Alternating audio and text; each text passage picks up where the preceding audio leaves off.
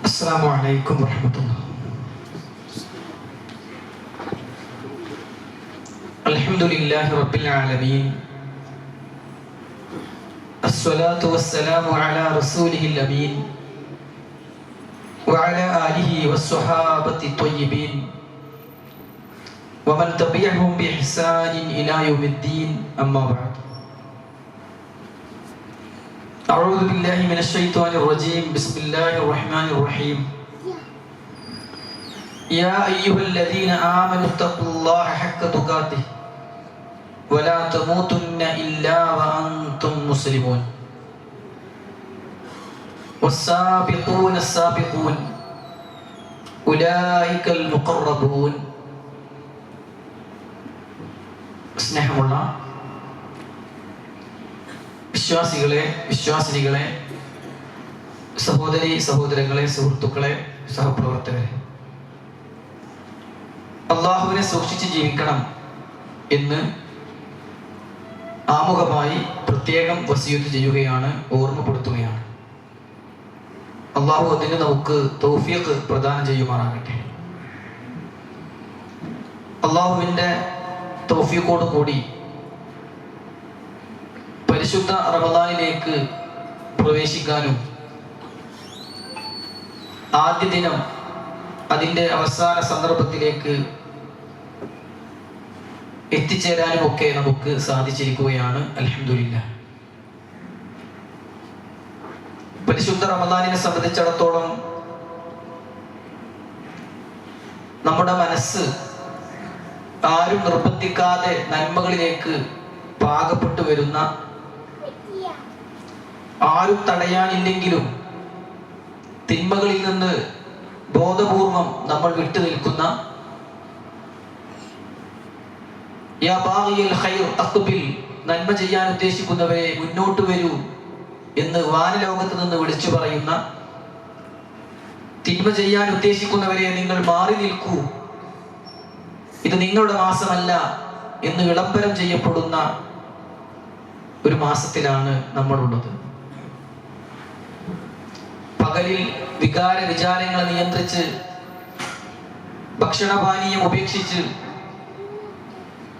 രാത്രിയിൽ ദീർഘനേരം തറാവീഹ് നമസ്കരിച്ച്, രാവും പകലുമായി ഖുർആൻ പാരായണം വർദ്ധിപ്പിച്ച്, ദിക്റുകളിലൂടെ, ദുആകളിലൂടെ, ദാനധർമ്മങ്ങളിലൂടെ നമ്മുടെ റബ്ബിലേക്ക് അടുക്കാൻ പരിശ്രമിച്ചു കൊണ്ടിരിക്കുകയാണ് നാം ഓരോരുത്തരും. അല്ലാഹു സുബ്ഹാനഹു വ തആല ഈ പരിശുദ്ധ റമദാനിനെ 100% ഉപയോഗപ്പെടുത്തുന്ന സൗഭാഗ്യവാന്മാരിൽ നമ്മെ ഉൾപ്പെടുത്തുമാറാകട്ടെ. റമദാനിൽ നമ്മൾ എങ്ങനെയാണ് ഒരുങ്ങേണ്ടത് എന്ന വിഷയമാണ് ഇന്ന് ചർച്ച ചെയ്യാൻ നിർദ്ദേശിക്കപ്പെട്ടിട്ടുള്ളത്. സഹോദരങ്ങളെ, ധാരാളം ഇബാദത്തുകൾ ചെയ്തുകൊണ്ട് അള്ളാഹുവിലേക്ക് അടുക്കുക എന്നത് തന്നെയാണ് ഈ റമദാനിൽ നമുക്ക് ചെയ്യാനുള്ളത്. റസൂലുള്ളാഹി സ്വല്ലല്ലാഹു അലൈഹി വസല്ലം റമദാനിലേക്ക് പ്രവേശിച്ചു കഴിഞ്ഞാൽ തന്റെ അനുചരന്മാരോട് പ്രത്യേകം പറയുമായിരുന്നു, അതാക്കും റമദാൻ, ഇതാ റമദാൻ വന്നെത്തിയിരിക്കുന്നു. ശഹ്റും മുബാറക്, ബറക്കത്താക്കപ്പെട്ട ഒരു മാസം ഇതാ എത്തിയിരിക്കുന്നു. അനുഗ്രഹീതമായ ഒരു മാസം ഇതാ വന്നെത്തിയിരിക്കുന്നു എന്ന് പറഞ്ഞുകൊണ്ട് നന്മകളിലേക്ക് സ്വഭാവത്തിനെ പ്രേരിപ്പിക്കാറുണ്ടായിരുന്നു എന്ന് ഹദീസുകളിലൂടെ നമുക്ക് മനസ്സിലാക്കാൻ സാധിക്കും. അതുകൊണ്ട് തന്നെ ഒരു വിശ്വാസിയെ സംബന്ധിച്ചിടത്തോളം പരിശുദ്ധ റമദാൻ എന്ന ഈ അവസരത്തെ മാറ്റി നിർത്താതെ, മടിച്ചു നിൽക്കാതെ, നീട്ടിവെക്കാതെ, ആവേശത്തോടെ, താല്പര്യത്തോടെ ഉപയോഗപ്പെടുത്താൻ അവൻ ശ്രമിക്കേണ്ടതുണ്ട്. മഹാനായ ഇബ്നുൽ ഖയ്യിം റഹിമഹുല്ലാഹ് പറഞ്ഞ വല്ലാത്തൊരു വാചകമുണ്ട്. അദ്ദേഹം പറയുകയാണ്, രാവുകളും പകലുകളുമായി അല്ലാഹു സുബ്ഹാനഹു വ തആല നിങ്ങൾക്ക് നിശ്ചയിച്ചു തരുന്ന പ്രത്യേക ദിനരാത്രങ്ങളെ നിങ്ങൾ നഷ്ടപ്പെടുത്തരുത്. കാരണം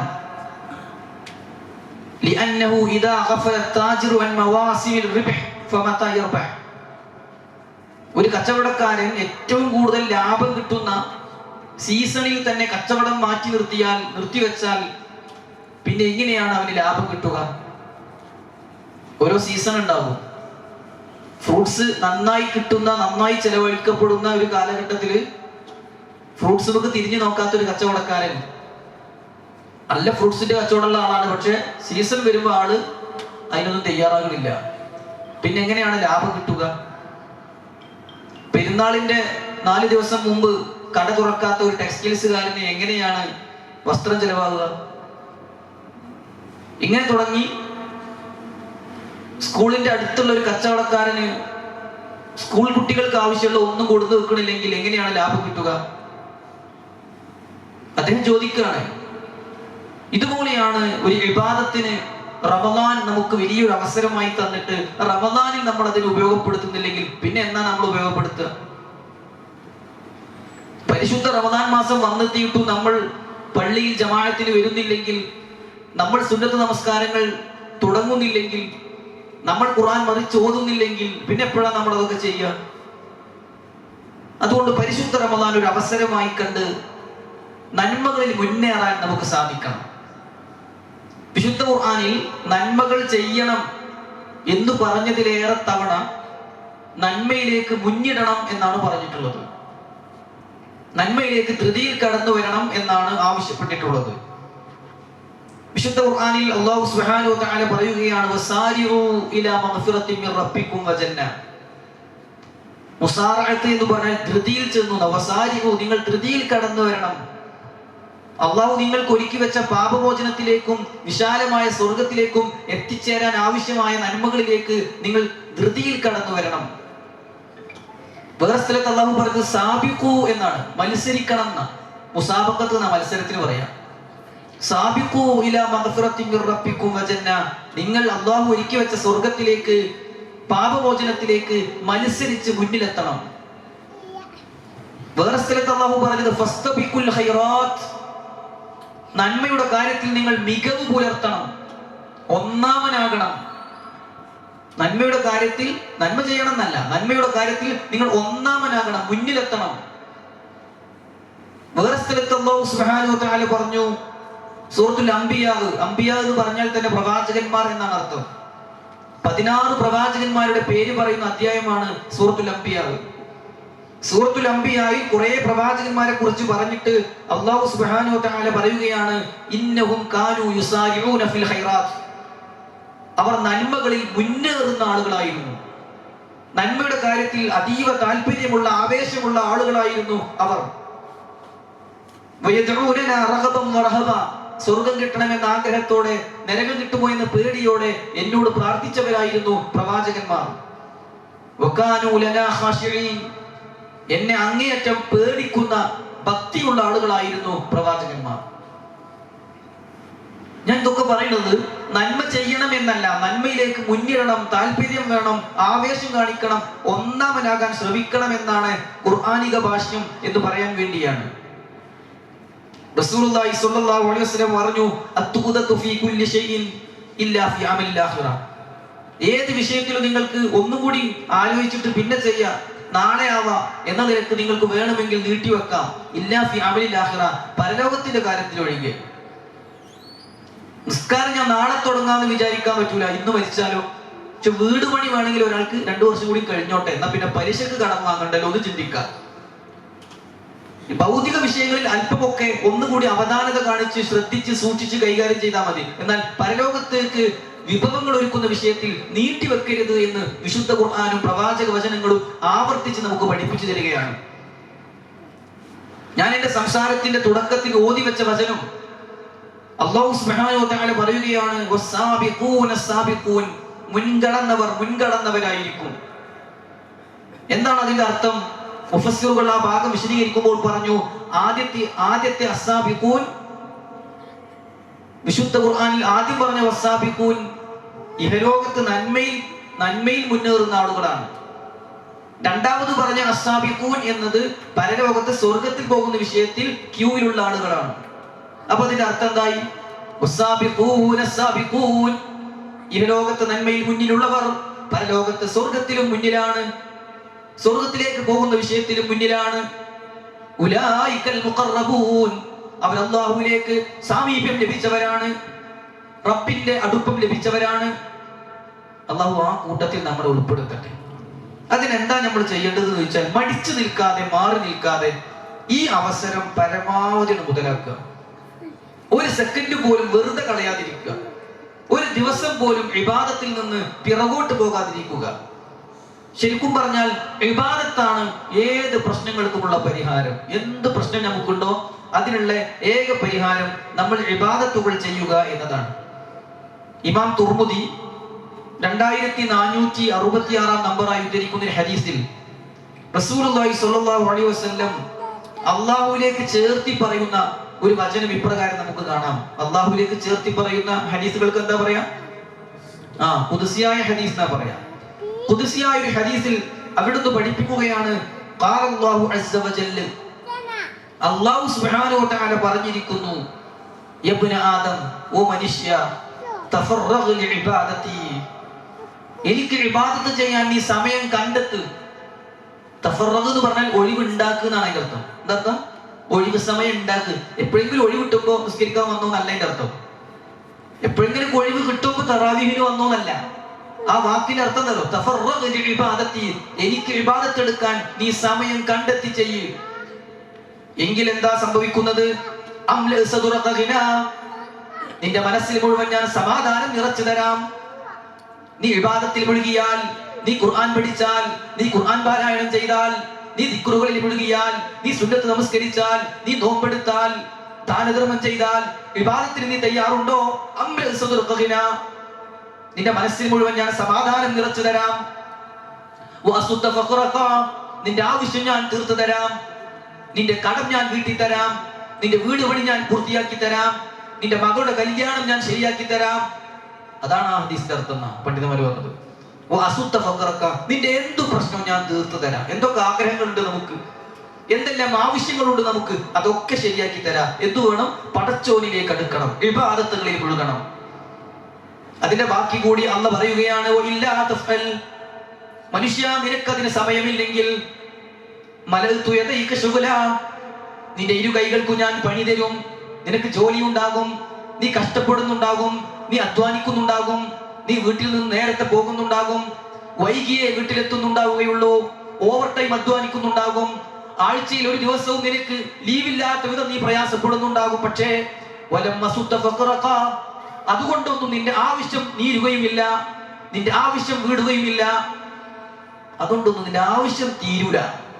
പണിയുണ്ട്, ശമ്പളം കിട്ടുന്നുണ്ട്, പക്ഷെ പ്രശ്നം അവസാനിക്കണില്ല, കടം വീടുന്നില്ല, രോഗം മാറണില്ല, വീട് പണി പൂർത്തിയാകണില്ല. ഇങ്ങനത്തെ ഒരു അവസ്ഥ, ഇബാദത്തുകൾക്ക് നിനക്ക് സമയമില്ലെങ്കിൽ ഞാൻ തരുമെന്ന് അല്ലാഹു പറഞ്ഞതായി റസൂലുള്ളാഹി പഠിപ്പിക്കുകയാണ്. ഇതൊക്കെ അല്ലാഹു പറഞ്ഞപ്പോൾ നമുക്ക് വിശ്വസിച്ചൂടെ? സത്യമാണ്. നമ്മൾ ഇബാദത്തിന് തയ്യാറാണോ, നമ്മുടെ പ്രശ്നം നമ്മുടെ റബ്ബ് തീർത്തു തരും. നമുക്കതിനൊന്നും സമയമില്ലേ, നമ്മൾ ഇങ്ങനെ അധ്വാനിക്കുന്നുണ്ടാകും, രണ്ടറ്റം മുട്ടിക്കാൻ കഴിയാതെ അങ്ങനെ ബുദ്ധിമുട്ടുന്നുണ്ടാകും. അല്ലാഹു കാത്തു രക്ഷിക്കട്ടെ. അതുകൊണ്ട് എന്ത് പ്രശ്നങ്ങൾക്കുമുള്ള പരിഹാരം ഇബാദത്തുകളിൽ നമ്മൾ മുഴുകുക എന്നതാണ്.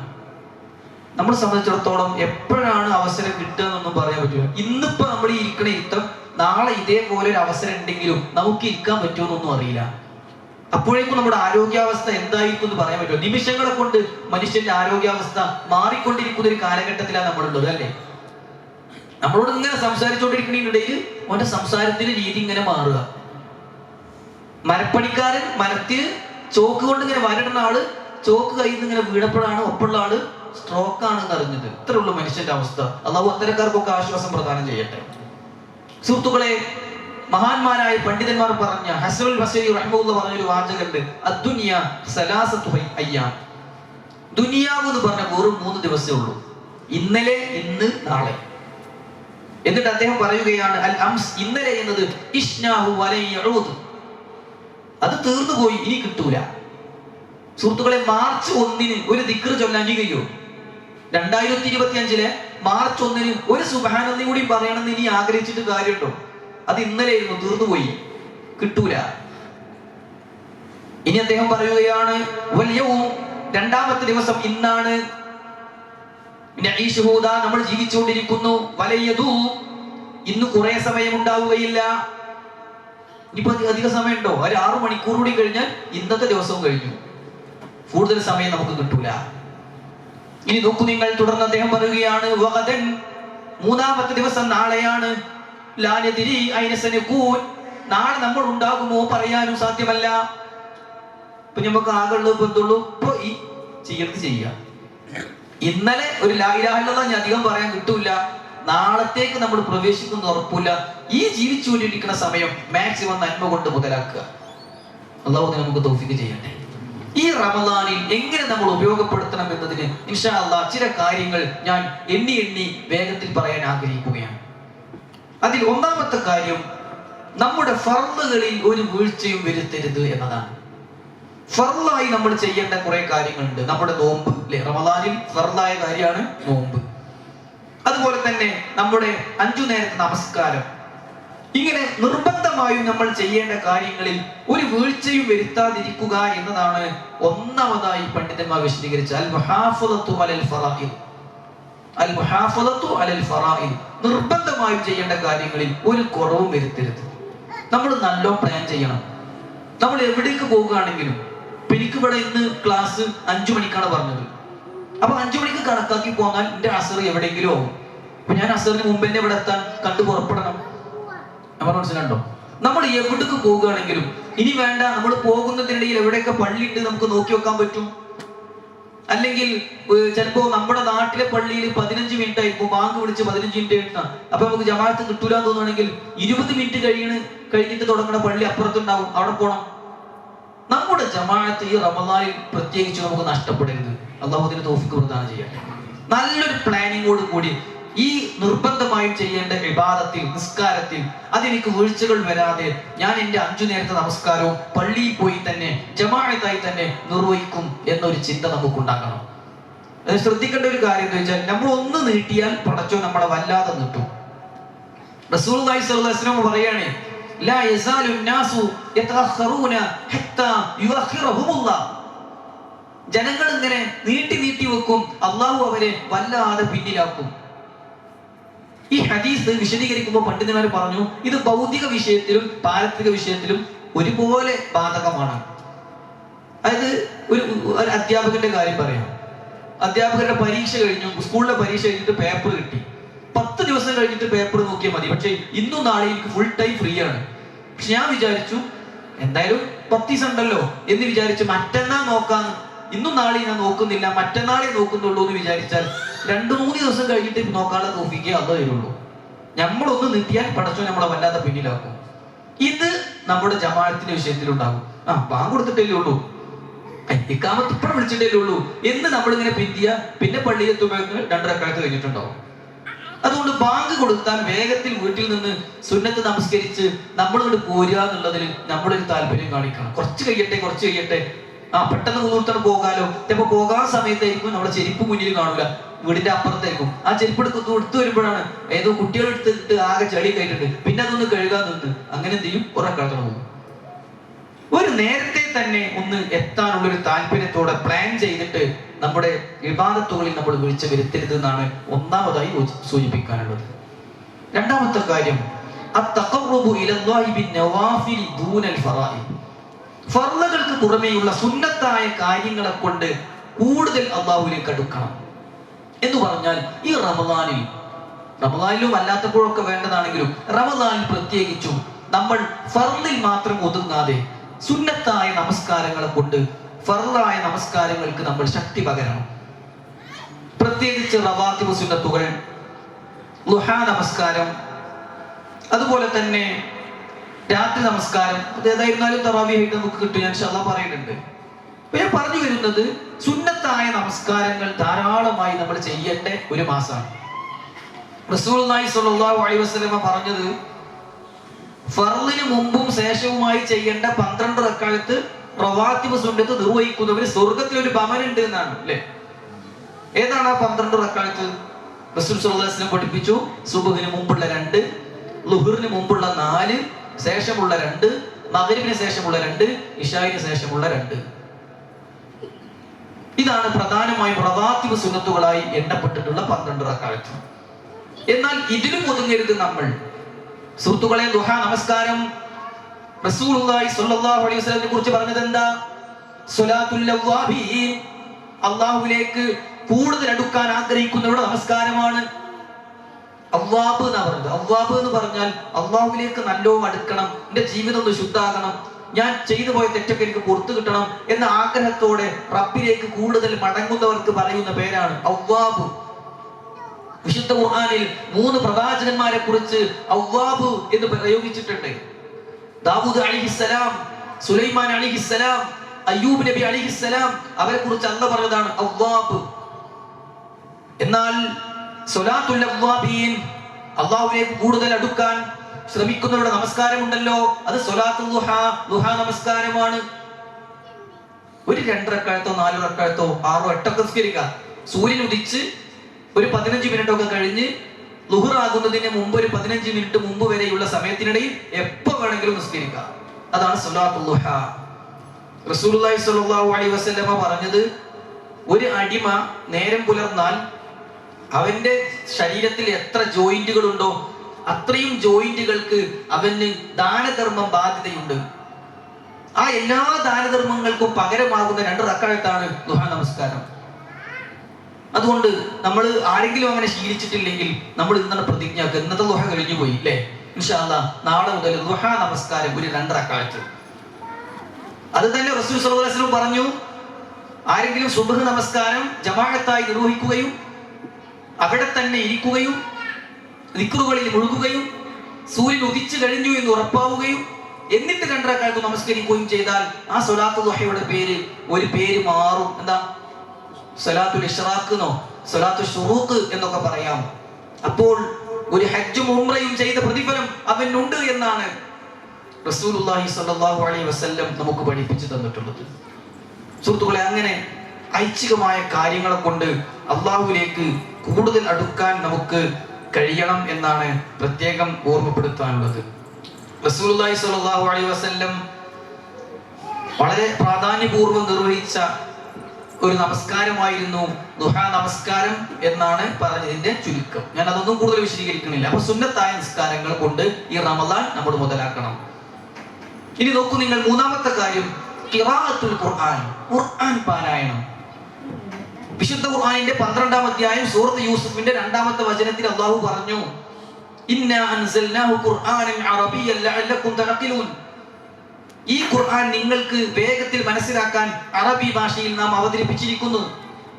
പ്രസ്തുത ആയത്തിനെ വിശദീകരിച്ചുകൊണ്ട് മുഫസ്സിറുകൾ പറയുകയാണ്, അല്ലാഹു സുബ്ഹാനഹു വ തആല മലക്കുകളിൽ ഏറ്റവും പ്രധാനിയായ ജിബ്രീലിലൂടെ പ്രവാചകന്മാരിൽ ഏറ്റവും ശ്രേഷ്ഠനായ മുഹമ്മദ് നബി സല്ലല്ലാഹു അലൈഹി വസല്ലമക്ക് ഭൂമി ലോകത്തെ ഏറ്റവും ആദരിക്കപ്പെടുന്ന മക്കയിൽ വെച്ച് മാസങ്ങളിൽ ഏറ്റവും പവിത്രമായ പരിശുദ്ധ റമദാനിൽ 1000 മാസത്തെക്കാളും പുണ്യം നിറഞ്ഞ ലൈലത്തുൽ ഖദറിൽ ഭാഷകളിൽ ഏറ്റവും ശ്രേഷ്ഠമായ ലളിതമായ അറബി ഭാഷയിൽ ഗ്രന്ഥങ്ങളിൽ ഏറ്റവും ഉത്തമമായ വിശുദ്ധ ഖുർആൻ അവതരിപ്പിച്ചിരിക്കുന്നു. എങ്ങനെ? ജിബ്രീൽ അലൈഹിസ്സലാമാണ് കൊണ്ടുവന്നത്, റസൂലുള്ളാഹിക്കാണ് കിട്ടിയത്, മക്കത്താണ് ഇറങ്ങിയത്, റമദാനിലായി ഇറങ്ങിയത്, ലൈലത്തുൽ ഖദറിലായി ഇറങ്ങിയത്, അറബി ഭാഷയിലായി ഇറങ്ങിയത്, അള്ളാഹിന്റെ ഗ്രന്ഥമായ ഖുർആൻ ഇറങ്ങിയത്. ആ ഇറങ്ങിയ മാസമാണ് ഇപ്പൊ നമ്മളുള്ളത്. അൽഹംദുലില്ലാഹ്. ശഹ്റു റമദാനല്ലദീ ഉൻസില ഫീഹിൽ ഖുർആൻ ഹുദൽ ലിന്നാസി വബയ്യിനാതിൻ മിനൽ ഹുദാ വൽ ഫുർഖാൻ. ശഹ്റു റമദാൻ, റമദാൻ മാസമുണ്ടല്ലോ, അല്ലദീ ഉൻസില ഫീഹിൽ ഖുർആൻ, ഇത് ഖുർആനിന്റെ അവതരണ മാസമാണ്, പരിശുദ്ധ ഖുർആനിന്റെ അവതരണ മാസമാണ്. ഈ മാസത്തിലും ഖുർആൻ ഒരു തവണയെങ്കിലും മുഴുവനായി നമ്മൾ ഓതി തീർക്കൂലെങ്കിൽ നമ്മൾ റമദാനിനെ മുതലാക്കാത്തവരാണ്. നമുക്ക് അത് രക്ഷിക്കട്ടെ. സുഹൃത്ത്, നല്ലൊരു പ്ലാൻ നമുക്ക് ഉണ്ടാക്കണം. ഖുർആൻ ഒരു തവണ എന്നുള്ളത് മിനിമം. വിശുദ്ധ ഖുർആൻ സൂറത്തുൽ ഫാത്തിഹ മുതൽ സൂറത്തുൽ നാസ് വരെ മുഴുവനായും ഓതി തീർക്കാനുള്ള ഒരു മിനിമം, ഒരു തവണയെങ്കിലും ഓതി തീർക്കാനുള്ള ഒരു ടൈം ടേബിൾ നമുക്ക് ഉണ്ടാക്കണം. ഇതിപ്പോ ഏതാണ്ട് എല്ലാ മുസ്തഫുകളും ഒരേ രൂപത്തിലേക്ക് ക്രമീകരിച്ചപ്പോ ഒരു ജുസ് എന്ന് പറഞ്ഞാൽ 20 പേജ് എന്ന നിലക്കാണ് ഇപ്പോൾ ക്രോഡീകരിച്ചിട്ടുള്ളത്. ഒരു ജുസ് 20 പേജ് എന്ന് പറഞ്ഞാൽ 10 ഏട്, അതിന്റെ അപ്പുറപ്പുറം, അങ്ങനത്തെ 20 ഭാഗം. സുഹൃത്തുക്കളെ എന്ന് പറഞ്ഞാൽ സുബ്ഹ് കഴിഞ്ഞിട്ട് ളുഹറിനിടയിൽ ഒരു 4 പേജ് ഓതണം, 4 ഭാഗം. ളുഹറിന്റെയും അസ്റിന്റെയും ഇടയിൽ ഒരു 4 ഭാഗം, അസ്റിന്റെയും മഗ്രിബിന്റെയും ഇടയിൽ ഒരു 4 പേജ്, മഗ്രിബിന്റെയും ഇശാഇന്റെയും ഇടയിൽ ഒരു 4 പേജ്, ഇശാ കഴിഞ്ഞ് സുബ്ഹിന് മുമ്പ് ഒരു 4 പേജ്. എത്രയായി? ഒരു ജുസ് ആയി. ഇതിന് നമുക്ക് സമയമില്ല എന്ന് നമ്മുടെ റബ്ബിനോട് നമ്മൾ എങ്ങനെ പറയും? എനിക്ക് സമയം കിട്ടിയില്ല ഖുർആൻ ഓതാൻ എന്ന് റബ്ബിന്റെ മുന്നിൽ എങ്ങനെ സഹോദരങ്ങളെ നമ്മൾ പറയാ? ഒരു 4 പേജ് ഓതാൻ എത്ര സമയം മതി? അങ്ങനെ ഒരു 20 പേജ് ഓതാൻ എത്ര സമയം മതി? തജ്വീദിന്റെ നിയമങ്ങൾ മുഴുവനായും പാലിച്ചുകൊണ്ട് ഓതുകയാണെങ്കിൽ പോലും ഒരു ജുസ് ഓതാൻ നമുക്ക് കുറഞ്ഞ സമയമേ ആവശ്യമുള്ളൂ. അതുകൊണ്ട് സാധാരണ നമ്മൾ ചെറുപ്പക്കാരോട് പറയും, നിങ്ങളിപ്പോ മൊബൈലിൽ എത്ര സമയം എടുത്ത് നോക്കൂ, അത്ര സമയം മുസഫ് എടുത്തിട്ട് ഓതുന്നു തീരുമാനിച്ചാൽ ഒരു ജുസ് ആകണം തന്നെ അറിയില്ല. ഇപ്പൊ ഞാൻ എന്റെ കാര്യം പറയാതെ കുട്ടിപ്പൊളികള്, ഞാൻ എന്റെ മൊബൈലിൽ എത്ര സമയം എടുക്കും, തുറക്കും, നോക്കും ചെയ്യുന്നുണ്ടോ അത്ര സമയം ഞാൻ മുസഫ് എടുത്തിട്ട് ഓതുന്നു തീരുമാനിച്ചാൽ ഒരു ജുസ് ഓതാൻ എനിക്കൊരു പണിയില്ല, ഒരു പ്രയാസമില്ല. പക്ഷെ അല്ലാഹു സുബ്ഹാനഹു വ തആല പറയുകയാണ് നരകം വാങ്ങുന്ന ചില ആളുകളെ കുറിച്ച്, ബൽ ഖുലൂബുഹും ഫീ ഗംറത്തിൻ മിൻ ഹാദാ, പക്ഷേ അവരുടെ ഹൃദയങ്ങളുണ്ടല്ലോ ഈ ഖുർആനെ തൊട്ട് അശ്രദ്ധയിലാണ്. മിൻ ഹാദാ, ഇതിനെ തൊട്ട് എന്ന ആയത്തില് മുഫസ്സിറുകൾ പറഞ്ഞു അൽ ഖുർആൻ, ഉദ്ദേശിക്കുന്നത് എന്താണ്? ഖുർആനാണ്. ഈ ഖുർആനിനെ തൊട്ട് ചില മനുഷ്യരുടെ ഹൃദയങ്ങൾ അശ്രദ്ധയിലാണ്.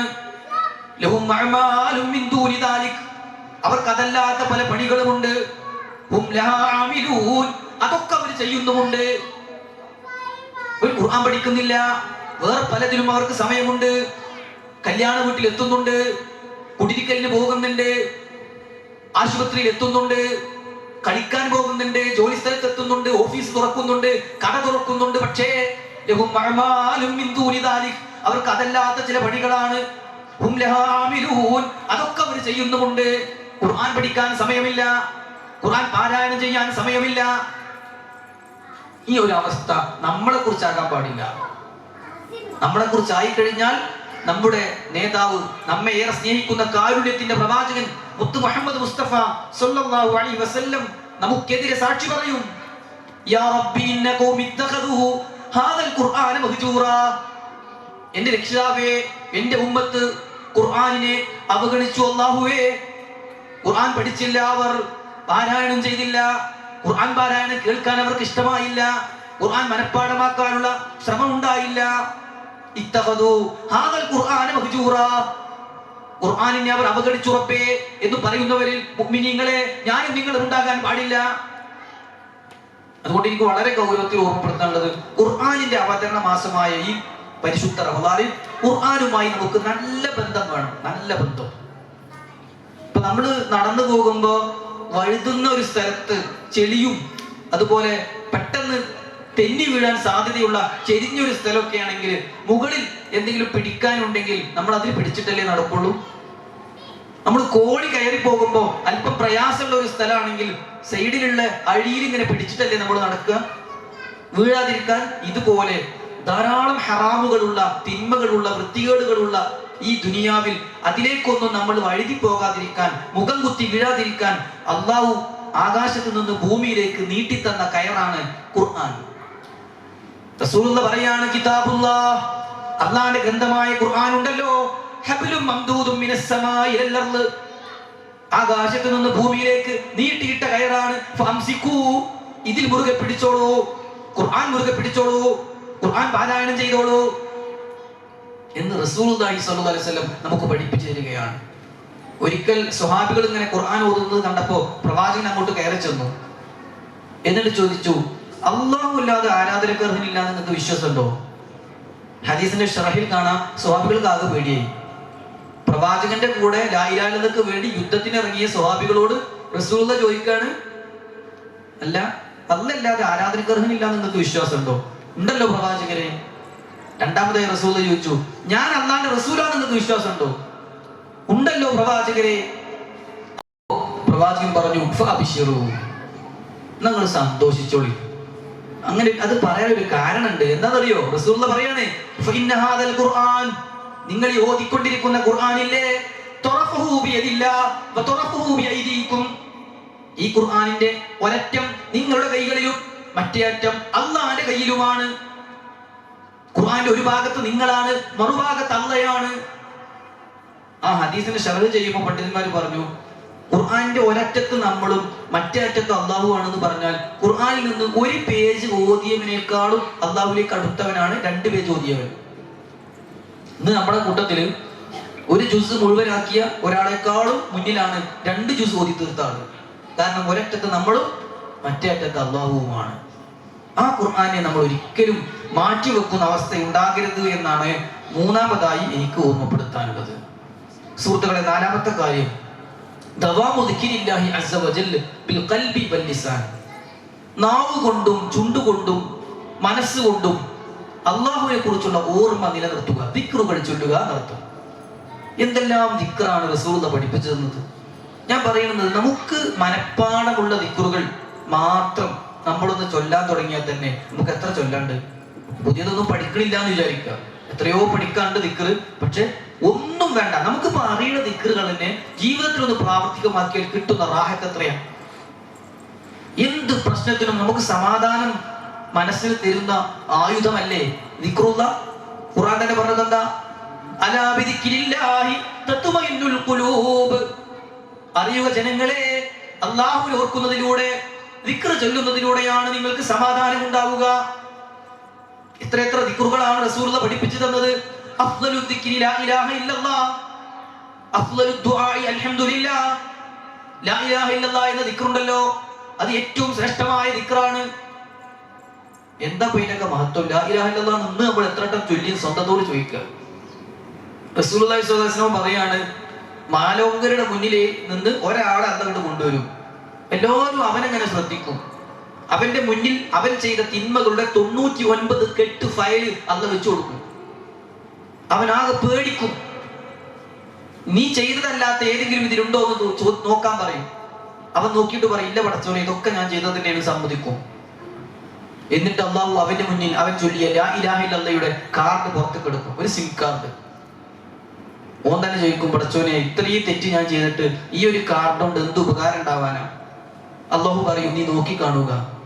അവൻ ചെയ്ത മുഴുവൻ തിന്മകളുടെയും കെട്ടുകൾ ഒരു തട്ടിലും ലാ ഇലാഹ ഇല്ലല്ലാഹ് എന്ന് അവൻ ചൊല്ലിയ ദിക്റിന്റെ കാർഡ് മറുതട്ടിലും വെക്കുമ്പോ ഫതാശത്തി സിജില്ലാത്ത്, ആ കെട്ടുകൾ വെച്ച, തിന്മകളുടെ കെട്ടുകൾ വെച്ച തട്ട് പാറിപ്പോവുകയും വസഖുലതു ബിതാഖതു ലാ ഇലാഹ ഇല്ലല്ലാഹ്, ലാ ഇലാഹ ഇല്ലല്ലാഹയുടെ കാർഡ് കിട്ട് കനം തൂക്കും ചെയ്യും.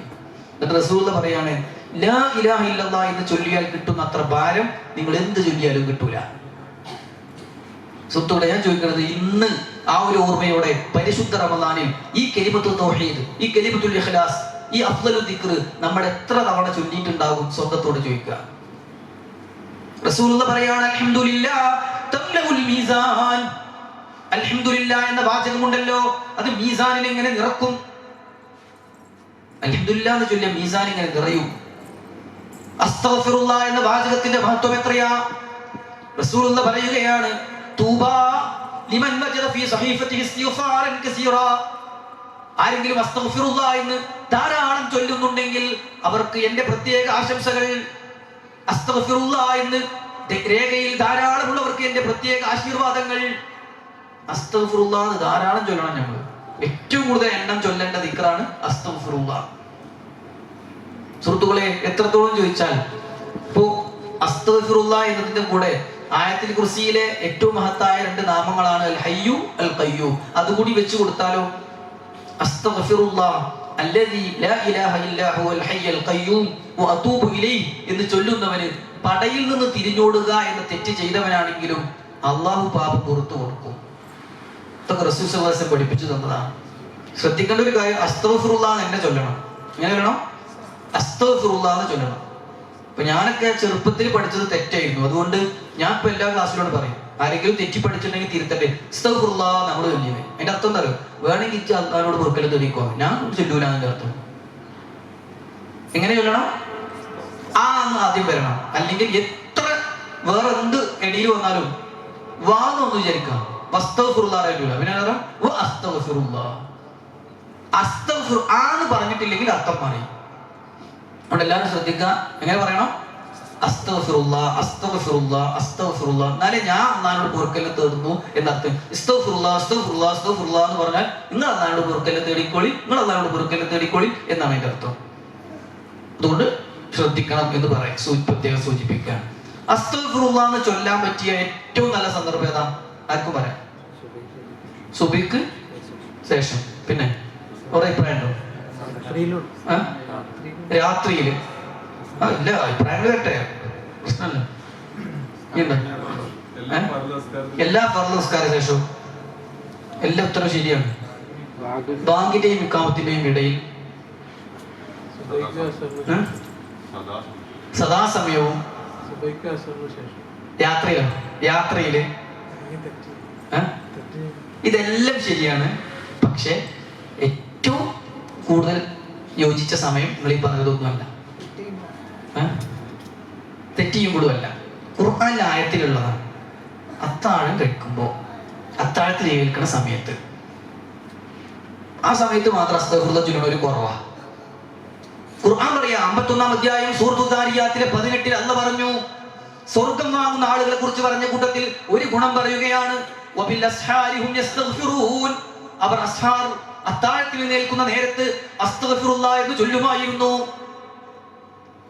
ആ സമയം അവിടെ അത് നമ്മൾ ഏതായിരുന്നാലും അത്താഴത്തിന് എഴുന്നേൽക്കുന്ന ഒരു സമയമാണ് അല്ലെ? അത്താഴ സമയം എന്നാണ് സഹൂർ എന്നൊക്കെ പറഞ്ഞാൽ നമുക്കറിയാം.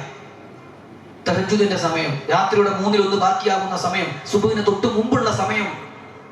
അസ്തഗ്ഫിറുല്ലാഹ് എന്ന് ചൊല്ലാൻ പറ്റിയ ഏറ്റവും അനുയോജ്യമായ സമയമായി ഖുർആൻ പഠിപ്പിച്ച സമയം. അതുകൊണ്ട് നമ്മൾ എന്ത് ചെയ്യാം? അത്താഴം കഴിച്ചിട്ട് ഒരു 3 വട്ടമെങ്കിലും അസ്തഗ്ഫിറുല്ലാഹ് അസ്തഗ്ഫിറുല്ലാഹ് അസ്തഗ്ഫിറുല്ലാഹ് ധാരാളം നമുക്ക് ചൊല്ലാൻ പറ്റുന്ന അത്ര എണ്ണം ഇസ്തിഗ്ഫാറിനെ ചോദിക്കേണ്ട സമയമാണ്. ദിക്ർ തന്നെയാണ് നമ്മുടെ ജീവിതത്തെ നന്നാക്കുക. നോക്കൂ, ഒരിക്കൽ പ്രവാചകൻ സല്ലല്ലാഹു അലൈഹി വസല്ലം സുബ്ഹ് നമസ്കാരം കഴിഞ്ഞ് വീട്ടിൽ വന്നു. ജുവൈരി റളിയല്ലാഹു അൻഹു ദിക്ർ ചൊല്ലി ഇരിക്കുകയാണ്. കുറെ സമയം ദിക്ർ ചൊല്ലുന്നത് കണ്ടപ്പോൾ ബുദ്ധിമുട്ടിക്കണ്ടെന്ന് വിചാരിച്ച് പ്രവാചകൻ അവിടുന്ന് പോയി. ദീർഘസമയം കഴിഞ്ഞ് പ്രവാചകൻ വീട്ടിൽ തന്നെ വീണ്ടും വന്നപ്പോഴും അതേ ഇരുത്തം ഇരുന്ന് ദിക്ർ ചൊല്ലുകയാണ് ജുവൈരി റളിയല്ലാഹു അൻഹ, നമ്മുടെ ഉമ്മുൽ മുഅ്മിനീൻ. അപ്പൊ പ്രവാചകൻ അല്ലാതെ സമയം പ്രവാചകൻ ചോദിച്ചു, എന്താ പ്രതീക്ഷിച്ചു? ഞാൻ ദിക്ർ ചൊല്ലുകയാണ്, നിങ്ങൾ പോകുമ്പോ കണ്ടില്ലേ, അപ്പൊ ഇരുന്നതാണ് ഈ ഇരുത്തം. അപ്പൊ റസൂൽ സല്ലല്ലാഹു അലൈഹി വസല്ലം തിരിച്ചു പറഞ്ഞു, ജുവൈരിയ, നീ ഇത്രയും തവണ ചൊല്ലിയ മുഴുവൻ ദിക്റുകളും മീസാനിന്റെ ഒരു തട്ടിലും, ഞാൻ വെറും 3 തവണ ചൊല്ലിയ ഒരു ദിക്ർ മീസാനിന്റെ മറുതട്ടിലും വെച്ചാൽ ഞാൻ ചൊല്ലിയ ദിക്ർ വെച്ച തട്ടിന് കനം തൂങ്ങും. എന്നിട്ട് പഠിപ്പിച്ചു കൊടുത്തേ, സുബ്ഹാനല്ലാഹി വബിഹംദിഹി അദദ ഖൽഖിഹി വറിളാ നഫ്സിഹി വസിനത അർശിഹി വമിദാദ കലിമാതിഹി. നമുക്കറിയാത്ത ദിക്റൊന്നുമല്ല, ഈ കൂട്ടത്തിൽ എല്ലാവർക്കും ആ ദിക്ർ അറിയും. പക്ഷെ ഇന്ന് രാവിലത്തെ പ്രഭാത കീർത്തനങ്ങളിൽ നമ്മളത് ചൊല്ലിയോ എന്നുള്ളത് അവനോട് ചോദിക്കുക. ഇങ്ങനെ എത്ര ദിക്റുണ്ട്. പ്രവാചകൻ സല്ലല്ലാഹു അലൈഹി വസല്ലം വീട്ടിൽ നിന്ന് പോകുകയാണെങ്കിൽ പുറത്തേക്ക് ഇറങ്ങിയിട്ട് മുകളിലേക്ക് ഒന്ന് കണ്ണുയർത്തും. എന്നിട്ട് റസൂലുള്ളാഹി പ്രാർത്ഥിക്കും, അല്ലാഹുമ്മ ഇന്നി അഊദു ബിക അൻ അദില്ല ഔ ഉദല്ല ഔ അസില്ല ഔ ഉസല്ല ഔ അദ്ലിമ ഔ ഉദ്ലമ ഔ അജ്ഹല ഔ യുജ്ഹല അലയ്യ. ഇതിന്റെ പ്രത്യേകതയായിട്ട് ഹദീസ് റിപ്പോർട്ട് ചെയ്യുന്ന ഉമ്മു സലമ റളിയല്ലാഹു അൻഹ പറയാണ്, ഈ ദിക്ർ ചൊല്ലാതെ പ്രവാചകൻ ഒറ്റ ദിവസം വീട്ടിൽ നിന്ന് പോയിട്ടില്ല. ഞാൻ വെറുതെ ഒന്ന് പറഞ്ഞു നോക്കുകയാണ്, നമ്മുടെ കൂട്ടത്തിലെ ചില ആളുകൾ ഈ ദിക്ർ ചൊല്ലിയിട്ട് ഒറ്റ ദിവസം വീട്ടിൽ നിന്ന് പോയിട്ടില്ല. വെറുതെ അടിച്ചു നോക്കുകയാണ്, ചിലപ്പോൾ ചെയ്യാലോ. അല്ലാഹുവിന്റെ റസൂൽ ഒരിക്കൽ പോലും ഈ ദിക്ർ ചൊല്ലാതെ, ഈ ദുആ ചെയ്യാതെ വീട്ടിൽ നിന്ന് പോയിട്ടില്ല. ഏതാണ്? അല്ലാഹുമ്മ ഇന്നി അഊദു ബിക അൻ അദില്ല ഔ ഉദല്ല ഔ അസില്ല ഔ ഉസല്ല ഔ അദ്ലിമ ഔ ഉദ്ലമ ഔ അജ്ഹല ഔ യുജ്ഹല അലയ്യ. ഇങ്ങനെ എത്ര ദിക്റുകളെ പഠിപ്പിച്ചു തന്നു. ഇപ്പൊ നമ്മള് ഭീകരമായ ഭയാനകമായ പരീക്ഷണത്തിന് വിധേയമായ ആളുകളൊക്കെ കാണും. കിഡ്നി മാറ്റി വെച്ച ആളുകള്, തലക്ക് ഓപ്പറേഷൻ കഴിഞ്ഞ ആളുകള്, ഹാർട്ട് അറ്റാക്ക് കഴിഞ്ഞിട്ട് ബൈപ്പാസ് ചെയ്ത ആളുകള്, ഇങ്ങനെ പരീക്ഷിക്കപ്പെടുന്ന ഒരാളെ കാണുമ്പോൾ നമ്മൾ പറയേണ്ടത് എന്താ? അൽഹംദുലില്ലാഹ് അല്ലദി അഫാനി മിമ്മ ബതലാക ബിഹി വഫളലനി അലാ കസീരിൻ മിമ്മൻ ഖലഖ തഫ്ദീല. റസൂലുള്ളാഹി പഠിപ്പിക്കാണ്, ഏതൊരു പരീക്ഷണം കണ്ടപ്പോഴാണോ ഇവൻ ഇങ്ങനെ പറഞ്ഞത്, ആ പരീക്ഷണം ഇവനെ ബാധിക്കുകയില്ല. പ്രവാചകൻ തരുന്ന ഉറപ്പാണ് സഹോദരങ്ങളെ. പരീക്ഷിക്കപ്പെടുന്ന ഒരാളെ കാണുമ്പോൾ നമ്മൾ ചൊല്ലേണ്ട പ്രാർത്ഥനയായി ദിക്റായി മുത്തു റസൂൽ സല്ലല്ലാഹു അലൈഹി വസല്ലം ഇതിനെ നമുക്ക് പഠിപ്പിച്ചു തരികയാണ്. ഞാൻ ആ ഭാഗം കൂടുതൽ വിശദീകരിക്കുന്നില്ല. ചുരുക്കി പറഞ്ഞാൽ ദിക്റുകളെ കൊണ്ട്, നമ്മൾ ദുആകളെ കൊണ്ട് അല്ലാഹുവിലേക്ക് നന്നായി അടുക്കുക എന്നതാണ് നാലാമതായി നമുക്ക് ചെയ്യാനുള്ള കാര്യം.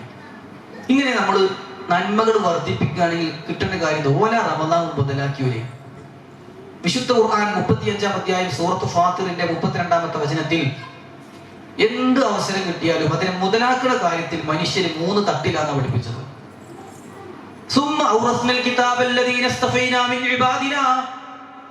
നമ്മുടെ അടിമകളിൽ നിന്ന് നാം തെരഞ്ഞെടുത്ത ആളുകൾക്ക് വിശുദ്ധ ഖുർആനിനെ നാം ഉടമപ്പെടുത്തി കൊടുത്തു. ആരെയാണ് ഉദ്ദേശിക്കണേ? ഞാൻ തെരഞ്ഞെടുത്ത ആളുകൾക്ക് ഞാൻ ഖുർആൻ കൊടുത്തു എന്നത് ആരെ ഉദ്ദേശിക്കണേ? ഈ ഉമ്മത്തിലെ നമ്മളെ. കാരണം ആദം നബി മുതൽ മുഹമ്മദ് നബി സല്ലല്ലാഹു അലൈഹി വസല്ലം വരെയുള്ള എത്ര ഉമ്മത്തുകളുണ്ട്, അതിൽ ഖുർആൻ കൊടുത്തത് ആർക്കാ? ഈ ഉമ്മത്തിനാണ്. അല്ലാഹ് പറയാ, സുമ്മ ഔറസ്നൽ കിതാബൽ ലദീന ഇസ്തഫൈനാ മിൻ ഇബാദിനാ, ഞാൻ എന്റെ അടിമകളിൽ നിന്ന് തെരഞ്ഞെടുത്ത ഒരു വിഭാഗത്തിന് ഖുർആൻ ഇറക്കി കൊടുത്തു. പക്ഷേ ആ ഖുർആൻ ഇറങ്ങിയിട്ടും, ഖുർആൻ ഇറങ്ങിയ മാസം വന്നിട്ടും, ജീവിതത്തിൽ എത്ര നന്മ കിട്ടാൻ അവസരം വന്നിട്ടും ചിലരതിനെ ഉപയോഗപ്പെടുത്തിയില്ല. തുടർന്ന് അല്ലാഹ് പറയാണ്, ഫമിൻഹും ളാലിമുൻ ലിനഫ്സിഹി, അവരിൽ ഒരു വിഭാഗം സ്വന്തത്തോട് തന്നെ അക്രമം ചെയ്തു. വിശദീകരിക്കുമ്പോൾ മുഫസ്സിറുകൾ പറഞ്ഞു, അവര് നന്മക്ക് അവസരം കിട്ടിയപ്പോഴും തിന്മകൾ ചെയ്തു എന്ന് അതിന്റെ അർത്ഥം. എന്താ കാത്ത് രക്ഷിക്കട്ടെ. റമദാൻ വന്നിട്ടും നിസ്കരിക്കാത്തോ, റമദാൻ വന്നിട്ട് നോമ്പ് നോൽക്കാത്തോ, റമദാൻ വന്നിട്ട് ഹറാമ് കണ്ട് ജീവിതം ചെലവഴിച്ചോ, അവനാണ് ഫമിൻഹും ളാലിമുൻ ലിനഫ്സിഹി. തുടർന്ന് രണ്ടാമത്തെ വിഭാഗത്തെ കുറിച്ച് അല്ലാഹ് പറഞ്ഞു, വമിൻഹും മുഖ്തസിദ്, അവരുടെ കൂട്ടത്തിൽ നടുവിലെത്തുന്നവരുമുണ്ട്. ആ ഭാഗം വിശദീകരിക്കുമ്പോൾ മുഫസ്സിറുകൾ പറഞ്ഞു, ഫറളായതൊക്കെ ചെയ്യും, അധിക നന്മയൊന്നും ചെയ്യൂല. ഇപ്പൊ റമദാനിലേക്ക് ചേർത്തി പറയുകയാണെങ്കിൽ നിസ്കരിക്കും, നോമ്പ് നോൽക്കും, അങ്ങനെ അത്യാവശ്യമായിട്ട് ചെയ്യും, ഹറാം ഒക്കെ ഒഴിവാക്കും, പകലിൽ വെള്ളം കുടിക്കൂല, ഭക്ഷണ വികാരത്തെ നിയന്ത്രിക്കുകയൊക്കെ ചെയ്യും. അധിക നന്മകളിലേക്ക് വരാത്തവർ. എന്നാ തുടർന്ന് എന്താ പറയണേ, മിൻഹും, അവരുടെ കൂട്ടത്തിൽ വേറെയും ഒരു വിഭാഗമുണ്ട്, മൂന്നാമത്തെ ഒരു വിഭാഗമുണ്ട്. സാബിക്കും ബിൽ ഖൈറാത്തി ബിഇദ്നില്ലാഹ്, അല്ലാഹുവിന്റെ തൗഫീഖോടുകൂടി നന്മയിൽ മുന്നേറുന്നവരാണവർ. അവർക്ക് ഫർളുണ്ട്, സുന്നത്തുണ്ട്, അവർക്ക് നോമ്പുണ്ട്, തറാവീഹുണ്ട്, അവർക്ക് ഖുർആൻ പാരായണമുണ്ട്, ദിക്റുണ്ട്, അവർക്ക് ഇഅ്തികാഫുണ്ട്, ലൈലത്തുൽ ഖദ്റിനെ പ്രതീക്ഷിക്കലുണ്ട്, അവർക്ക് ജീവിതത്തിൽ ഒരുപാട് നന്മകളുണ്ട്. പക്ഷേ അവിടെ അന്നൊരു കാര്യം പറഞ്ഞു, ബിഇദ്നില്ലാഹ്, അല്ലാഹുവിന്റെ അനുവാദം, അല്ലാഹുവിന്റെ തൗഫീഖുള്ളവന് മാത്രമേ മൂന്നാം വിഭാഗത്തിൽ ഉൾപ്പെടാൻ സാധിക്കുകയുള്ളൂ.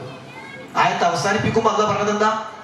ദാലിക ഹുവൽ ഫദ്ലുൽ കബീർ, ആ മൂന്നാം വിഭാഗത്തിൽ ഉൾപ്പെടാൻ സാധിച്ചാൽ അതത്രേ മഹത്തായ ഭാഗ്യം, അതാണ് വലിയ അനുഗ്രഹം. 35-ൽ 32-ൽ അല്ലാഹ് പറഞ്ഞതാണ്. ആ മൂന്നാമത്തെ വിഭാഗത്തിലായിരിക്കണം ഈ റമദാൻ കഴിഞ്ഞു പോകുമ്പോൾ നമ്മൾ ഉണ്ടാകേണ്ടത്. അല്ലാഹു തൗഫീഖ് ചെയ്യട്ടെ. ഇപ്പൊ നമ്മൾ സത്യത്തിൽ ഇൻഷാ അല്ലാഹ് മണിക്കൂറില്ല അല്ലേ, ഒരു 40 മിനിറ്റ് കൂടി കഴിഞ്ഞാൽ അല്ലാഹ് തൗഫീഖ് ചെയ്തിട്ട് നമ്മൾ ഇന്ന് നോമ്പ് തുറക്കാൻ പോവുകയാണ്. സത്യത്തിൽ നിങ്ങൾ ആലോചിച്ച് നോക്കി, നമുക്ക് കിട്ടിയ കൂലി എത്രയാ? പ്രവാചകൻ പറയാണ്, മൻ സ്വാമ യൗമൻ ഫീ സബീലില്ലാഹ് ജഅല അല്ലാഹു ബൈനഹു വബൈനൻ നാരി ഖന്ദഖ കമാ ബൈനസ് സമാഇ വൽ അർദ്.